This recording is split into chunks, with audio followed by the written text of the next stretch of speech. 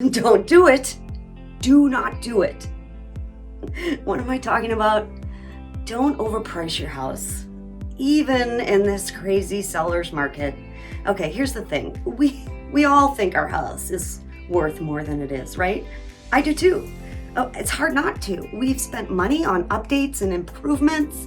We've created memories and had wonderful times. But here's the thing.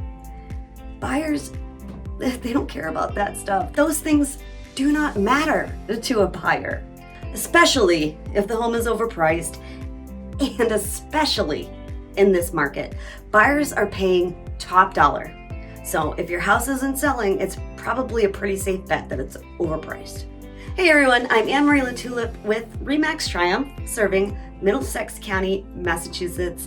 And I want to talk to you a little bit about how do we price a home?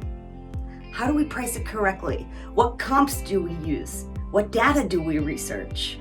How do we find that sweet spot that will lead to multiple offers and ultimately a bidding war? Well, first off, it takes extensive knowledge of the local market.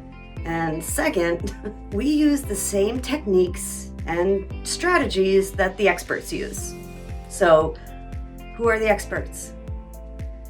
The appraisers. The appraisers are the experts. The appraiser has the final say in determining the home's value and can make or break the transaction. So now, when does an appraiser come into play? Okay, so when a buyer is financing a mortgage to purchase a home, the lender will call on the appraiser to make sure that the bank isn't lending more than the home's actual value.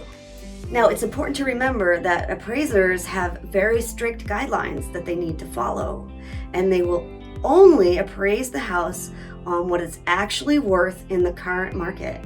The appraisal value must meet the original agreed purchase price between the buyer and seller in order to satisfy the lender. So what happens if the appraisal doesn't meet the agreed upon purchase price? Yeah, this is where it can get tricky, especially in this market.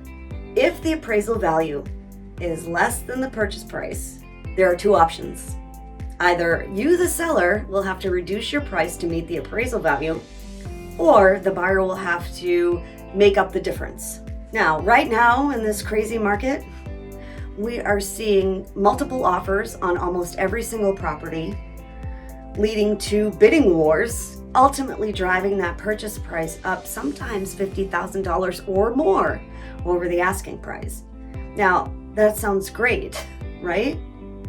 Could be, but as your agent, I need to make sure that you accept the right offer, and it doesn't necessarily mean the highest. Now, don't get me wrong, a high offer is great. $50,000 over asking, of course, that's what every seller wants. But we have to ensure that the buyer has the finances and the means to end up at the price that we all agreed on in the offer, even if the home doesn't appraise. Now, this is where I come into play. I've sold tons of homes in the Billerica 01821, 01862, Middlesex County, and surrounding areas. I know how to protect you and to prevent buyers from offering ridiculous amounts of money just to make sure their offer gets accepted. Okay, so bottom line, we need to make sure the house is priced correctly from the beginning. And if we're in a multiple offer situation, the highest offer isn't always the best offer. If the offer is too high and the appraisal comes in short, you may end up with a price even lower than your original asking price, or worse yet, have to put your home back on the market. Thanks for watching, everybody. If you like my videos, go ahead and click on that little red subscribe button. I know you know where it is. It's right there. And go ahead and ring that bell so you can be notified when my next video comes out. Once again, I'm Anne-Marie LaTulip with RE/MAX Triumph, and always remember that your goals are my goals.